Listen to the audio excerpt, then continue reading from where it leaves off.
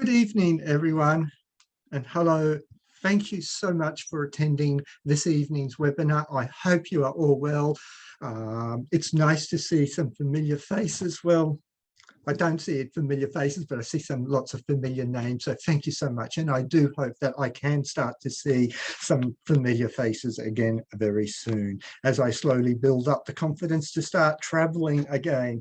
Look, tonight's topic is sustainably sourced essential oils. In this presentation, I'll be upfront and honest, I don't necessarily have the solutions for some of the challenge the industry faces. We might also ask, is the problem as bad as it is? Well, let's find out in this presentation how bad the situation is when it comes to essential oils, and even understanding the concept and the notion of what do we mean by sustainable. And I hope by the end of this presentation, you will have a little bit more clarity. Even though you might not have the answers, you will have a little bit more clarity of your role and the role that we can all play as essential oil users. This is probably very dear to me because I'm not just an aromatherapist and an educator and a writer, but I am also the owner of Perfect Potion. So I have made it my goal and my ambition from the day that I started Perfect Potion that I wanted to source the essential oils sustainably. We were one of the first Australian companies, for example. When I say boycott, we just decided that we were not going to use rosewood anymore. I could not get some authentic answers from my suppliers, and I knew, for example, that the rosewood oil was coming from wood. It was being produced from wood that had been harvested in the Amazon basin, and it would have been leading to destruction of prime rainforest. Now, we usually do a little promotion. Tonight's promotion is going to be the gorgeous Santalum album, which is plantation grown. They're here in Australia. It is the first time ever in Australia, first time in the world, that we are now producing essential oil from sandalwood, which is sustainably being grown. Okay, and sandalwood will be one of the key topics for this evening's presentation.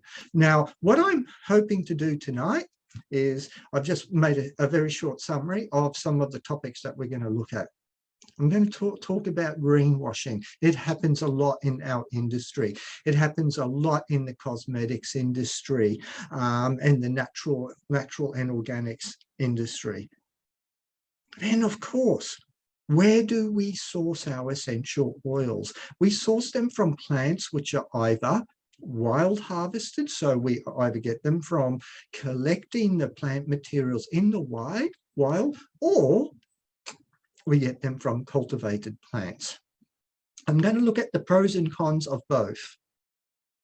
Of course, we're going to look at what are the main aromatic species which are endangered, and to what extent are they endangered?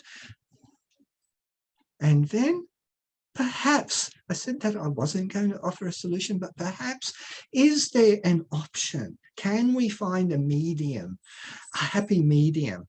And perhaps I believe that organic farming practices may hold the key to that happy medium of getting a good quality essential oil that is also sustainably produced, because sustainability refers to not just are we endangering the plant in the wild by collecting it? How easy is it going to be for my grandchildren, my great-grandchildren, to also enjoy using this essential oil? Now, if you look at some of the practices that are going on now, I doubt that some of these species are going to be around for our grandchildren or great-grandchildren to enjoy. And I'm going to finish off with sandalwood, because sandalwood is a very, very interesting example where the species is now listed as endangered. However, here in Australia, for example, for the first time, as I was saying before, Santalum album is now being produced by Plantation. Now, there is a blog that I've written about this.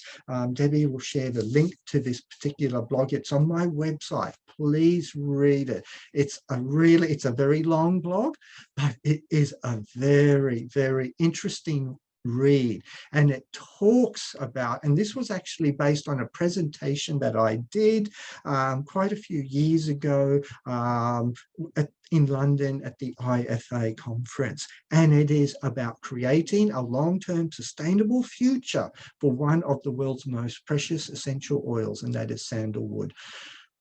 So check that blog out. There's lots of photos as well, because I went to visit some of the plantations, and I will share with you some of the photos and the story and tell you a little bit of what goes on behind the scenes with sandalwood. Now, I do want to start off with some, I want to examine the term greenwashing. And greenwashing is simply this. Lau puts it so simply and beautifully. Lau says, the industry, the new age industry, she's very critical of the new age industry as well. Lau, by the way, this book is, the book is New Age Capitalism, Making Money East of Eden. And for some reason, she's very critical, and she picks on aromatherapy especially. But I feel that her case that she makes against aromatherapy, she could make against any other industry as well. But she is very much critical of the way that the new age industries, new age businesses have jumped on the bandwagon of saving the earth, of being involved in green movements, and that the simple association is it comes from a plant, it's green, therefore it must be earth friendly. As we'll soon find out, that's not necessarily the case. The point is, when it comes to aromatherapy and aromatic plants, we actually have not done a very good job in protecting some of the plant species. Now, this is the book, by the way. And as I said, while she's very critical of this commodification of aromatherapy, and definitely she does have a point there. There are greater issues involved as well, but she is very, very, she's suggesting that the marketing strategy is often saying, hey, by consuming these products, which are green, labeled green, you're actually involved in the green movement, saving the world, saving the planet, saving the plants. So she thinks that's rather ironical to say, hey, by consuming products through acts of consumption, we can actually save the world. Perhaps we need to look at reducing our consumption. And there are some companies that are doing, don't get me wrong, that are doing a very good job in terms of being truly sustainable and being truly sustainable. And this is almost a separate topic. And I'd like to do this and probably use Perfect our business as an example of what sustainability, what we've done to introduce sustainability. And this means saving energy, saving water, reducing our waste matter, reducing our greenhouse carbon emissions, and so on. So there are a whole lot of factors that we need to look at in order to be truly sustainable. But the focus tonight is, I want to focus more on essential oils and what impact we have had as individuals on the aroma, on the essential oil industry itself. Now, let's start off, because most of the challenges that we have facing the essential oil industry come about from wild harvested plants. Now, I'm not suggesting that all essential oils that come from wild harvested plants are bad. There are so many essential oils that can be sustainably managed and can be produced from wild harvested plants. Now, the point here is that, unfortunately, as aromatherapy has become more popular, as the demand for essential oils has increased, it has meant that some of the wild species are not, that we cannot keep up with the amount of production, and as a result we have had to domesticate these plants, and as a result of the domestication means we've had to cultivate the plants, and now however some plants still, some essential oils still come from wild harvested plants. From what I understand, Manuka, for example, is still coming from wild harvested trees, from trees that are growing in the wild. Our Kunzea, a lot of our Kunzea oil from Tasmania still comes from wild harvested trees growing in the wild. But most of these that are wild harvested, or oregano, for example, there had never until recently been a big demand for oregano oil. From what I understand, a lot of the oregano oil is still produced from wild harvested plants. A lot of the conifer oils still comes from wild harvested plants. A lot of the pine needles and so on, they're still wild harvested. So it is still possible, and it's still sustainable. The wild harvested plants, which are a real threat, and you'll see the pattern when we start looking at this very, very soon, you'll see which ones are the greatest concern. Now, a lot of trees, for example, it's never in the past been considered sustainable to cultivate them, simply because they take too long to grow because of their slow growth rate. Now, however, the fact that they take so long to grow should ring alarm bells, especially if the harvesting method is destructive. And what I mean by destructive is if we are cutting down trees where they are not then able to regrow. Now, many of the wild harvested plants that I had previously mentioned, such as oregano, such as Manuka, such as Kunzea, for example, just as to name a few, that are grown wild harvested, we are usually just harvesting the leaf, so we don't destroy the plant, and so next season or the leaves will grow back, or we only cut enough so that to produce the essential oil that we need. So it is not a destructive harvesting process. Now, there is a desire for wild crafted plants and herbs around the world. So we have to be very careful, well, which plants can we, wild crafted is another term for wild harvesting. And then I want to have a look at a very interesting scenario. What is the difference between those the oil produced from wild crafted plants compared to those harvested plants? And we'll go to a very interesting author, and he gives a very interesting take on the difference between the two. Now, our very own Santalum spicatum. This is the sandalwood that is indigenous to Australia. A few years ago, when I originally did the presentation, I gave this industry like a 5-star rating. It was doing such a fantastic job. The government was involved and had a long-term vision and plan for the industry.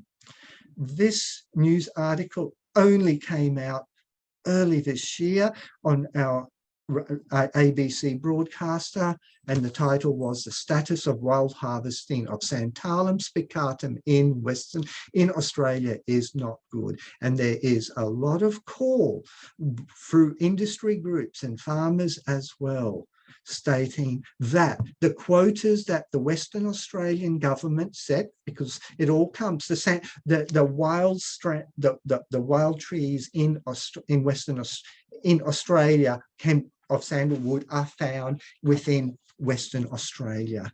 Now, the reason is it's a very destructive process. The trees have to be cut down. Now, they were meant to be in place for every tree cut down. Seeds needed to be planted, new trees to grow, but the actual Santalum spicatum is a very, very slow growing tree.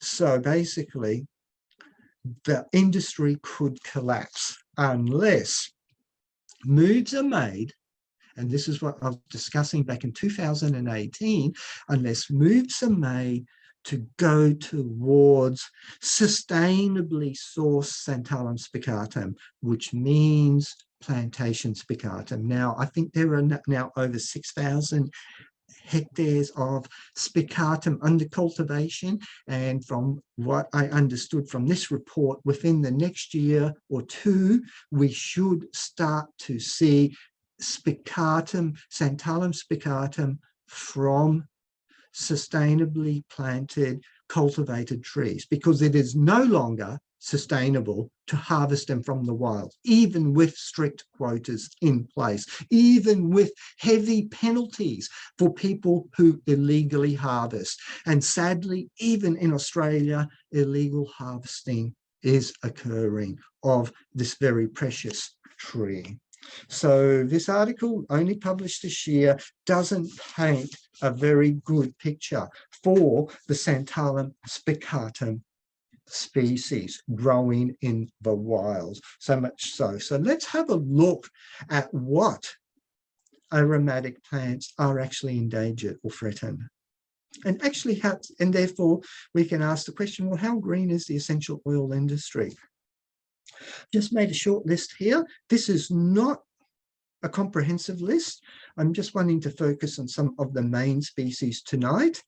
But the Santalum album, which I will refer to as the Indian sandalwood, is on this endangered species list. The Australian sandalwood, Santalum spicatum from Australia, is also an endangered species, as is Atlas cedarwood, as are all the species of agar wood, as is Jatamansi, and as is rosewood. Now, can you see a pattern here? Predominantly, most of the aromatic species that are endangered are trees. Now, some of the some of the plants which produce resins are also, some of the Boswellia species also are endangered species. So the trees in particular are very slow growing, have a very slow growth rate.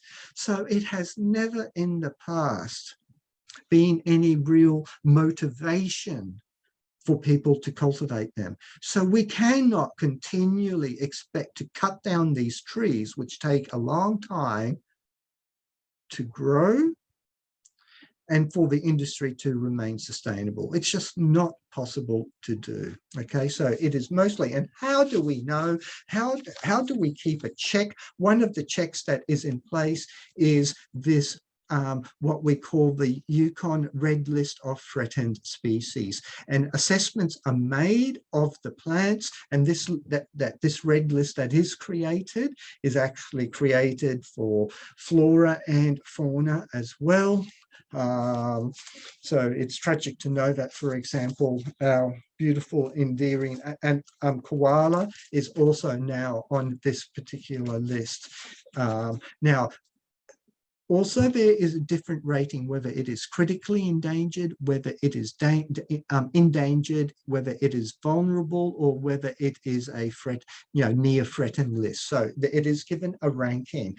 Now, agar wood, and it's also listed where it is endangered, which regions it's endangered, and of course, often it's endangered with, what we talk about is wild populations. Most of the agar wood, or the oud oil that is now produced from agar wood, comes from plantations. Now, these plantations, whether they are in Vietnam, in Malaysia, and we now have plantations of agar wood trees even in far north Queensland, because it prefers that more tropical region. So here in Australia, we are also producing an essential agar wood, or the oud oil, from the agar, the Aquilaria species. But in the wild, this is an example of a species that has been in demand and has been in use for millennia, thousands of years. So after thousands of years, you can imagine of harvesting in the wild, it's had such a devastating effect on the wild populations that it's critically endangered. The Indian sandalwood is actually interesting. It's listed as vulnerable, but sadly, the report also talks about the timber is banned for export from India, and there is also a lot of illegal harvesting and smuggling and illegal felling of the trees. So while there have been checks and balances put in place in India, unfortunately, the management of the Santalum album in India, it has been poorly managed for several reasons, that it is now considered a vulnerable species. It was for a long time very difficult to get some sandalwood oil out of Indian sandalwood oil out of India. Now, Australia became involved and helped in finding ways to help propagate and find ways of making the sandalwood industry more sustainable.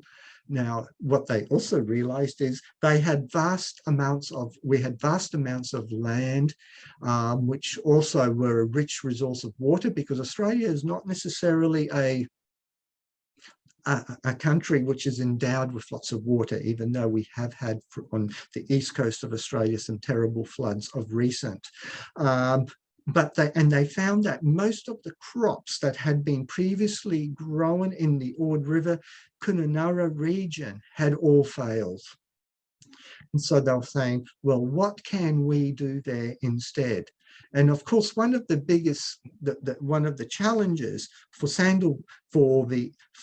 any farmer, anybody growing anything in such a remote region, is how do we make it accessible to the highly populated areas? And so that's why a lot of food crops had actually failed that they were trying to grow in this remote northwest region of Western Australia. But they found that the sandalwood trees grew very well there. And this is what I want to talk about. I'll finish the presentation talking about the Santalum album industry in Australia, and how now the Santalum album trees are now cultivated. So they're no longer growing in, they're not being harvested from trees growing in the wild, but at least it has put pressure off.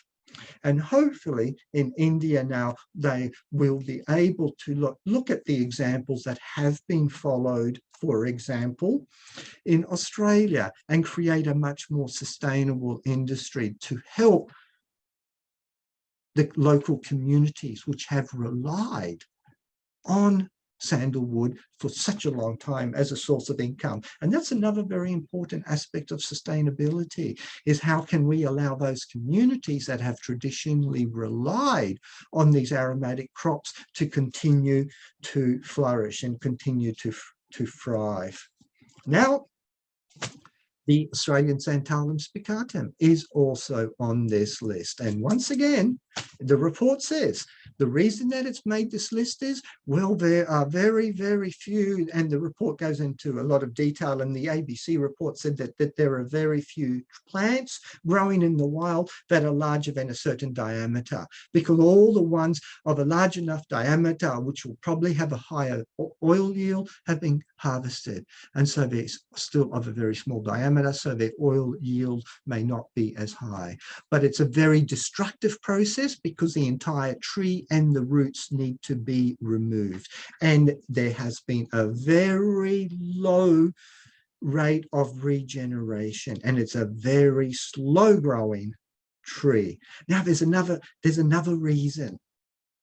The plant is a and all the Santalum species are hemiparasitic.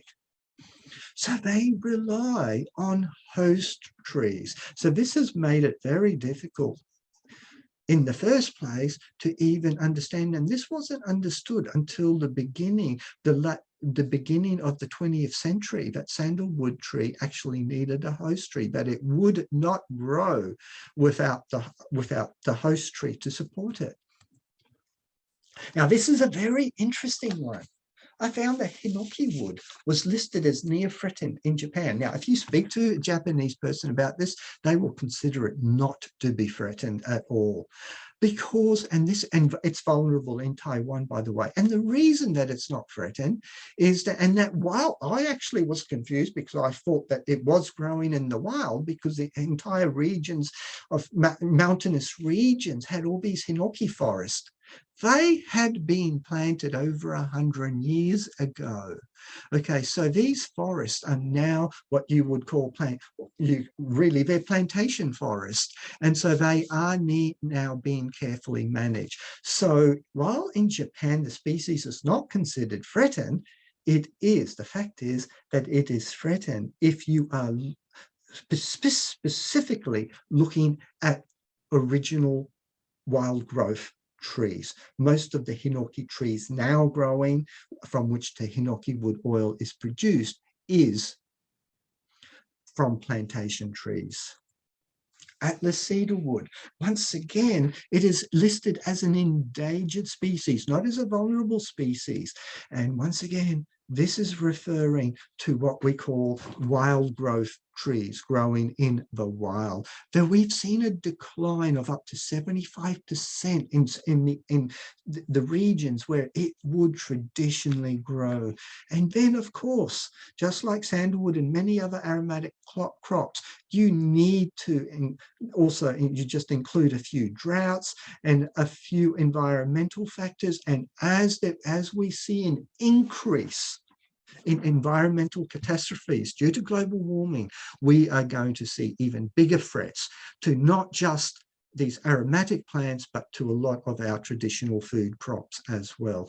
Now, the point is, without proper control measures in place, this is the Atlas cedarwood is only going to continue to decline. So once again, it's important to ensure that these oils that we've been talking about are sourced from plantation grown trees, because they are no longer available sustainably from trees growing in the wild. Rosewood is another tree that is listed as an endangered species. Now, it was found, for example, throughout the entire region of South America until the early 1900s, but most of the rosewood tree stocks were exhausted way back in the early 1900s. It was seen as a very easy, reliable source of linalool, which was used for the fragrance industry. So now, a lot of the species that do exist, they exist in regions which are often considered inaccessible to harvesters. But we have more conservation action is required to prevent the extinction of the species in the wild. And that means in the inclusion of including the development of plantations. And this also will, of course, will create some form of livelihood for those people in these communities involved. But rosewood is another oil which is now, the tree is listed as an endangered species. Spikenard, it's listed as critically endangered. Okay, this now, the regions from which it often comes from, such as Nepal, the Himalayas, they've actually banned the export of unprocessed spikenard, and they're encouraging the cultivation in order to minimize and reduce harvesting of the wild plants. Now, spikenard is very much like vetiver. It grows in the Himalayas. Here is another risk of wild harvesting, especially a root plant, which grows in like high altitude areas, which also the roots provide natural protection to prevent soil erosion. For example, when you see the snow melting. So harvesting of spikenard has also led, indiscriminate harvesting has seen a decline in the natural ecology and the natural environment, where it makes it difficult for other species, plant species, to grow. So once again, spikenard is a very good example, and perhaps it's a good example of where we need to look at other viable sources, other types of essential oils that you can use to replace something like spikenard. Now, I found this very interesting diagram. It came out of a perfumer, the Perfumer and Flavorist Journal, and it really looked at the relationship. Now, it's still talking about sustainability, but it looked at the relationship between how rare an aromatic ingredient is and the cost. Now, of course, and Philips has produced this triangle. So the leaves, which are farmed, any essential oil that is extracted from leaves, which are easy to farm, the herbs and anything like that, we're never going to see a risk of it becoming rare or endangered. And the price is more likely to be reasonable. So the same can go for the herbs and the aromatic grasses. They are easier to cultivate. So we can expect that their price is going to be reasonable, and they're not going to be endangered or rare. But however, they actually, and I'm surprised in this triangle, he didn't include woods, because I would put woods right at the top, even above florals. Now, so he put barks and roots up higher, becoming more expensive. There's more difficulty in growing, more difficulty in harvesting the plant. And of course, florals. Here, the challenge with florals, while they are always going to be expensive, while most of the floral essential oils are now from cultivated species, here in this article, Philips was talking about the way in which the essential oils are processed. And here we have a separate challenge when it comes to a lot of the florals, a lot of the absolutes. And what Philips is talking about is what solvents are being used to extract the floral absolutes. And what impact do these solvents have on the environment? What impact do they have if there are solvent residues on our health? These are all important factors relating to sustainability. What health impact do some of these solvents that are used to extract the florals have on the people producing the essential oils? What hazards do they present for the workers? So and what happens to the solvents? Can it be reused, or does it become a waste product? And this is why we need to look at, like, for example, CO2 extracts becoming a much more viable solvent, a much safer solvent to consider using. So, and getting rid of some of the petrochemical based solvents such as hexane. So this is what Philips is talking about in terms of the challenges with the florals. Now, I do want to briefly talk about cultivated plants.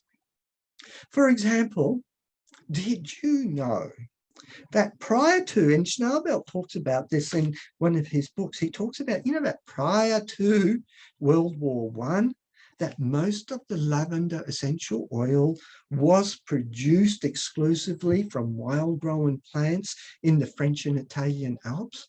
How wonderful would it be? Now, there might be some of you that have access to some of this, but it would be such a rarity, because the majority, without a doubt, of lavender oil that is now produced is produced from plantation, which is cultivated plants. And in the process of cultivating, we just can't help ourselves. We will find ways of identifying those particular, we can't help ourselves, but we'll find those particular species which produce a more favorable essential oil, and then we will start some sort of genetic breeding program to cultivate those particular strains which produce a more favorable essential oil. So, of course, at the end of the First World War, there was And then there was a program put in place to help the farmers in the areas of Provence that had been which had been devastated during the war. And so they found a very good cash crop in lavender. Hence now Provence had become like the home of lavender, but it wasn't always like that. Another very good example is tea tree oil. Until the 70s, most tea tree essential oil was wild harvested, but it grew in really inaccessible areas, in swampy areas and wet areas. And so it wasn't like the best crop to harvest from the wild. And so I think Thursday Plantation was one of the first companies that decided, hey, well, why don't we grow the tea tree oil? So once again, in conjunction with the universities at the time, and I, because this is when I was coming into the scene, I know that the tea tree back then that had been probably produced wild harvested smells so different to the tea tree now. The tea tree now has such a more smoother, delicate aroma compared to the harshness of the tea tree back in the early days. And once again, because what we have managed to do is we've been through selective breeding, been able to identify those plants that produce what we think is the ideal chemical profile, the higher terpenine 4-ol content, less 1,8-cineol, and so on. So through selective breeding programs, we have been able to, and now you see what I'm getting to with cultivated plants, we manipulate the outcome of the essential oil. Well, we can do that anyway with the distillation process, but we're talking about through the cultivation. And this is one of the biggest challenges that we face with cultivated plants. How much manipulation do we allow in the plant? And it's all done naturally. So when I talk about through selective breeding, it's, you know, it's obviously identifying one particular tree that will produce an oil that is ideal, and by doing that, then they will then make sure that they propagate that particular tree, because it will produce an essential oil with a very favorable outcome. Now, the beautiful Fregonia that we love in Australia, that has been made successful and popular all around the world, is another good example of a tree that's never been harvested in the wild. It has been, once again, carefully through selective breeding, we identified particular type of plant that will produce an oil that we all love, that we refer to as Fregonia. So once again, this was a good example of a plant that's never been wild harvested, that it has always been cultivated. And as a result, it's a good example of an essential oil that exists, the name of an essential oil that is technically it's trademark. It's a trademarked product because it is through particular selective breeding of certain wilds through certain, from certain trees that originally did come from the wild. Now, there are, of course, many advantages of the cultivation of cultivating the plants in order to produce the essential oils. First of all, you can make sure that you don't get a mixture of botanical species, because when you cultivate it, you can be much more specific in making sure that there is no mixing of different species. We can also, you have a better management of the amount of the volume that you can harvest.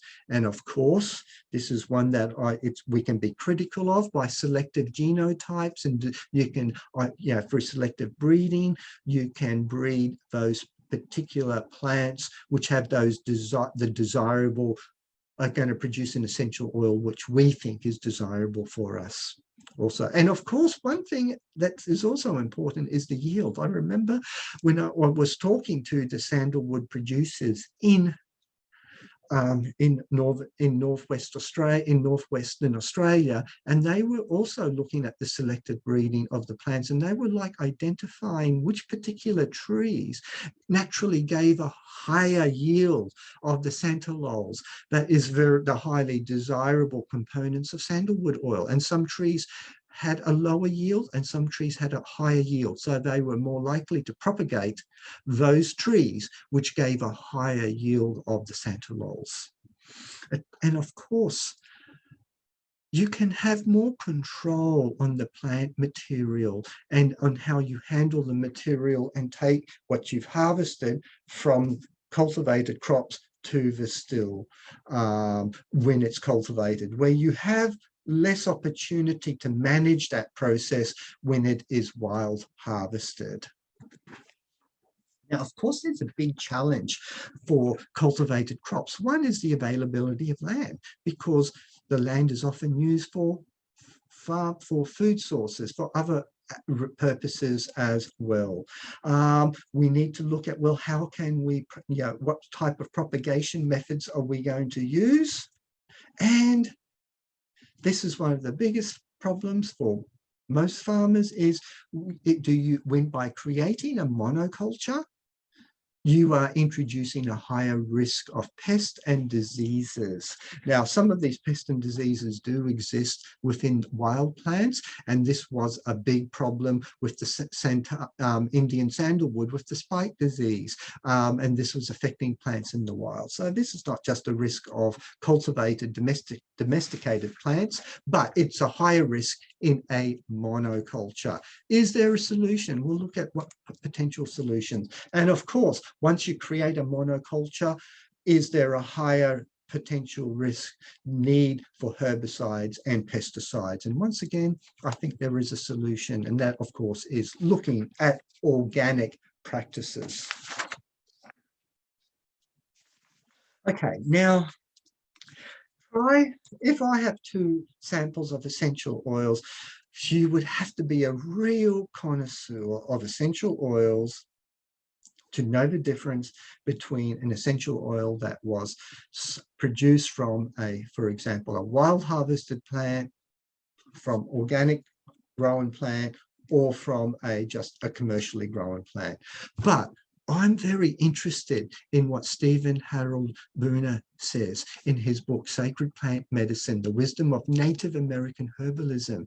And he gives us a very wonderful insight into some of the more subtle differences of plants that are collected from the wild and plants that are grown through cultivation. Now, he refers to the term, the domesticated plants are beautiful and they respond well to human caring, but they lack a certain vitality and strength. Many people have remarked on the lack of resistance of a domesticated crop to disease. This is a comment that he makes. He then goes on to explain that he can actually feel this weakness in the domesticated plants. And as a result, domesticated plants have made themselves more vulnerable and reliant on our care. Now, that is a very interesting comment, and we can read between the lines. We are growing these plants and we're producing something which we hope will have of some therapeutic value to help us, but these plants have now become reliant on us for their care, and yet we're expecting them to care for us. Something to think about. He then goes on to talk about the interesting thing is what he's found is, well, what is that the relationship between the people and the plants? There is a change in dynamics. Now, for example, he says the person, and I like the language that he's using, the person hunting a wild plant, because that's what you're doing. You're foraging, you're hunting for the wild plant, is dependent on the wild plant populations and their whims from season to season. By the way, I definitely do not think that we should be hunting anymore Santalum spicatum growing in the wild, for example. Now, but when the plants are growing on the farm under the dominion of man, there is a tendency, and this is interesting, there is a tendency to think of them as owned property. How interesting, because the farmer owns and controls that plant, controls the crop. The balance of power has shifted from the plant growing in the wild to the plant being reliant on the farmer. He no longer goes to the wild to receive the giveaway of food and the medicine. The wild now comes to him, and it grows at his whim and caprice. It is now tame. So we have found a way to tame nature by cultivating it. Now, as I said, most aromatic plants are now no longer wild harvested, they are cultivated. I don't think it would be very hard to find the majority of our food that when we go to the farmers markets, when we go to the organic greengrocers, all of that is now cultivated. What have we done to the environment? What have we done? Is it sustainable? I do have a solution, and I do think, and we are starting to see this revolution occurring where people are looking more for organics, okay? Because I think that organic is that halfway happy medium, whether it be for food crops or for essential oil crops. And of course, this is what I now want to talk about. Now, there are a lot organic farming principles and practices incorporate a lot of very strict standards involving like the health of the soil, the health of the plant, the health of the animal or the human and the planet are all one. And the practices should make sure that they're sustainable. Ecological principles are also involved to make sure that we do not denigrate the ecology. We do not through the farming practices. There has to be a principle of fairness, and that fairness is all about the communities, the farming communities which are involved, and the relationship that the farming communities have with the environment. And of course, then there is one of principle of care in which the land is being managed, not just for this current generation, but for future generations, and that the land, that the environment is also being managed for this reason. So the ACO, for example, Australian Certified Organic, has listed many reasons why certified organic practices should be supported. So for example, reducing the level of chemical runoff and residues in our drinking water, in the waterways, and into the oceans. Restoring, so organic farming practices will restore the soil for a more productive crops, and it will, as a result, secure the long-term future of agriculture. Organic practices also improve the resilience of farms, especially during times of drought. It increases the biodiversity, and it may potentially help to save disappearing native animal habitats as well. There's far more integrity that's often taken. It's not done on the large, massive scale.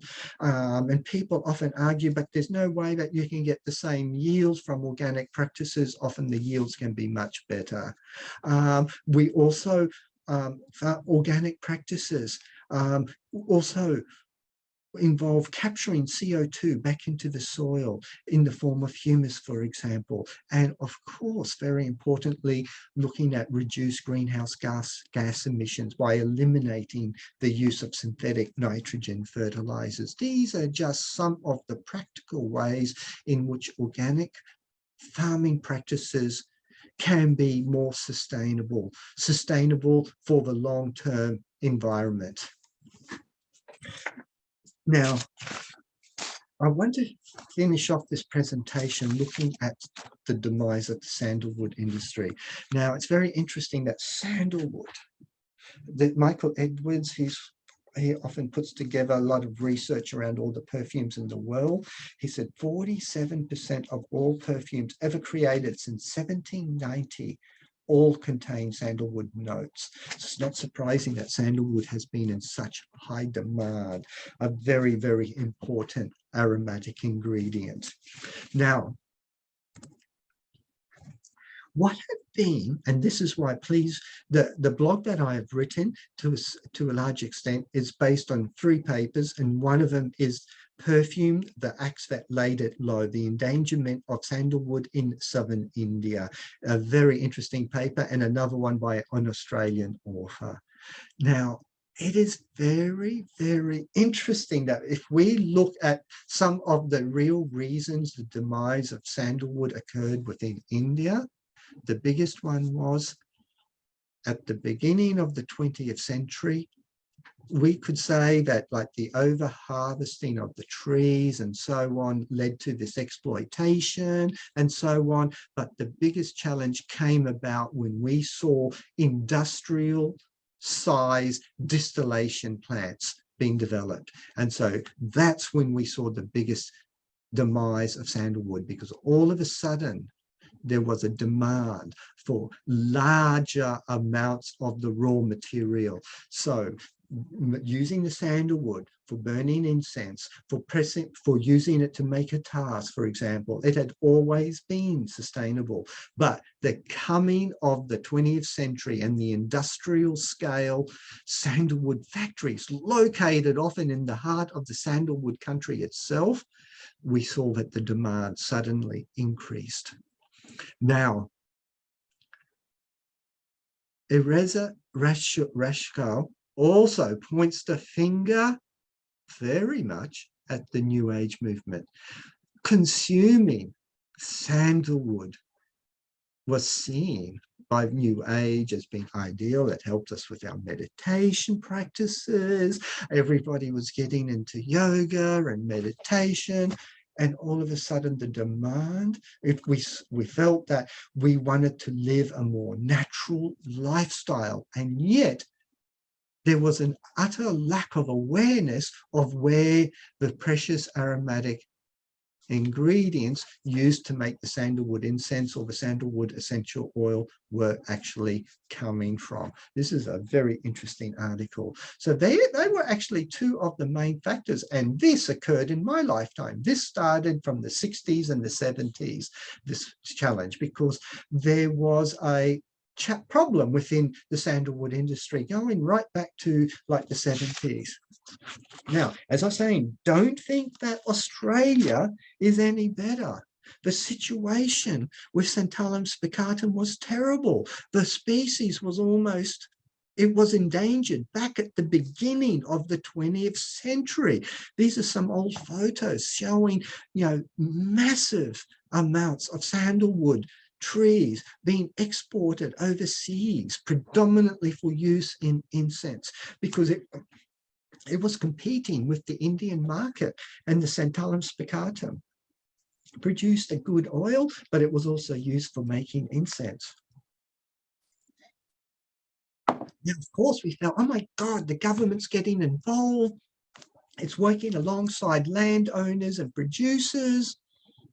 I've added the word ineptly proactive. I don't think it's done a good job in setting out these guidelines. So this publication came out in 2008, and it was meant to oversee a sustainable wild harvesting of Santalum spicatum. But the latest article, the news article on ABC, highlights that it's no longer sustainable. And the only way that the industry can stay sustainable is through cultivation, through the cultivation of these species. But we had attempted to do something to protect Santalum spicatum in the wild. And there was a lot of, you know, like you couldn't harvest trees under a certain girth, under a certain age. You had to make sure you replaced any trees with seeds, but not all seeds would grow. And it's such a slow growing plant. anyway, so no wonder it was always going to be challenging. So today, for example, there's only an annual quota of 2,500 tonnes of what we call of greenwood. I think 2,000, yeah, of greenwood and 1,250 tonnes of deadwood. But this isn't enough. Deadwood means that trees that have naturally fallen over, branches that have actually fallen over. Only trees with a minimum circumference of 400 mil, measuring 150 mil above the ground. Now, 10 tonne of seeds have been replanted, but to date, more than 20,000 hectares of Santalum spicatum plantations have been planted. And we're hoping, so look, these were planted decades ago. So I think it's so exciting that we are seeing that producers, that farmers are being patient and know that it's going to be a long time before they can see a return on their hard work. But harvesting, from what I understood, is expected to start in around 2026. And hopefully that will save Santalum spicatum growing in the wild. This, by the way, it's very, very different spicatum. These branches would have come from deadwood perhaps, and this is like spicatum wood that has been harvested and it's being debarked here. So the first thing you have to do is remove the bark. Now, unlike the album, the entire branch can be used, and with the album, it's very unlikely that you will get oil from these branches, but with the spicatum, the entire branches are used, not just the tree trunk. Of course, the best oil is always in the base of the tree and in the roots. But this would have been wild harvested Santalum spicatum. This is here, it's cleaned and it's ready for processing. Ready for processing means, and before it's distilled, this spicatum, these branches will now be crushed down into a very fine powder so that they can then go into the still. So this is very precious. Now, the guys here that are producing this was at Mount Romance. The guys that I was able to go for a behind the scenes tour of their facility, and they were very kind to share with me so much very good information. There's some very interesting stories because once again, the people that present them with the wood have to have the license from the governments, from the Western Australian government, and to show, and they can only harvest a certain amount of timber, but often if they come across somebody that they're suspicious that has illegally harvested, they're required by law to call the police, and the police will become involved. Now this, by the way, is a very beautiful piece of spicatum wood, and that they actually put aside because more than likely it would have come from a beautiful old tree. And you can see how old it would be. Now, I want to share with you some photos, and this is unbelievable.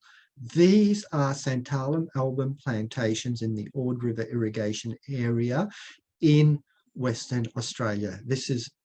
These plantations are incredible, and there's tens of thousands of hectares now of these trees growing. It's more than one company involved. There's several companies involved. It has now become a corporate project. These are no longer projects of individuals because it's been a very long-term investment. Let me share behind the scenes some of the challenges that they've had in growing this. First of all, Santalum album trees need to be propagated in a nursery to start off with, so from the seeds. So here is where it begins. Now, as I said before, the Santalum trees are all a parasitic type tree, so they need a host tree. So we also have to propagate the host tree, which in Australia it's a type of acacia. Now, the host tree is planted with the seedling. So you can see the little tree, that is the first host, and that is the Santalum album tree growing there in the pot. So under cultivation, the Santalum trees are likely to have access to free host trees to get them to an age where they are mature. So this requires a lot of thought into how to manage this. So here, for example, the horticulturalist was explaining to me, this is where the host tree, the roots of the sandalwood tree actually attach themselves to the roots of the host tree, and they actually suck. As the host tree is sucking the nutrients out of the ground, the sandalwood it's forced to share those nutrients with the sandalwood tree. As the sandalwood tree gets bigger and grows larger, it can, and it does, suck the life out of the host tree. Here we see trees which are plantate trees which are 12 years old. One of the things with Santalum album that we've always said is, oh my God, the best sandalwood oil comes from trees which are over 30 years old. And they were saying this industry is never going to take off. How they're not going to see a return. Now, what they started to notice is, and this is where through our own nurturing, and this is what Bruna is saying, through our care, these trees can develop and they can grow much more quickly under these cultivated situations. They can get the right amount of water. They have access to free host trees. They don't need fertilizers because they get their nutrients from the host trees. And you can actually see the second row. So you've got one row is of sandalwood trees, a second row is of the host trees. So, and then in between each sandalwood tree, there is also a host tree within that row. So those plantations of trees, in a way, it's a monoculture, but it was a monoculture of at least 3 or 4 tree species. And I consider a monoculture dead, meaning you won't find any wildlife, you don't find any bird life, but there was lots of wildlife present and natural fauna present in these sandalwood forests. This tree was a healthy 15-year-old tree, and it was almost ready to be harvested. So within 15 years, they found that they can produce a sandalwood of a very good quality of the high santalol content. Now, let's sorry, we'll talk about this, and perhaps this could be another discussion. The aroma profile of the sandalwood produced from these cultivated trees was just as good as the aroma profile of those trees growing in the wild. But now it's been done sustainably. Now, once the trees have been harvested, the land is ready for plantation within 2 years for planting new crop, because the tree doesn't just suck the nutrients out of the soil, it is relying on the host trees. Now, and also, the oil is only found in the heartwood. And so here you can clearly see the heartwood from a tree that has just been fallen. And so the tree, it's a destructive process, but what we are doing is, and in the first season of the harvest, they could only produce the essential oil from the timber, but they then realized that some of the best oil was found at the base of the tree trunk. And so they've now found ways to extract the roots from the ground, and also extract the essential oil from the roots. Now, this is a beautiful example of that clearer section in between. That is the only part of the tree that has the essential oil. It's in the heartwood. The outer sapwood has no essential oil. Okay, so that's just all broken down and returned back, and just returned back into the ground, the sapwood. So that is actually not of any viable use. And actually, so it is only the essential oil comes from the heartwood, and this is what makes the sandalwood so precious. By the way, all of these are the roots that have been cleaned, which will yield an incredibly beautiful essential oil.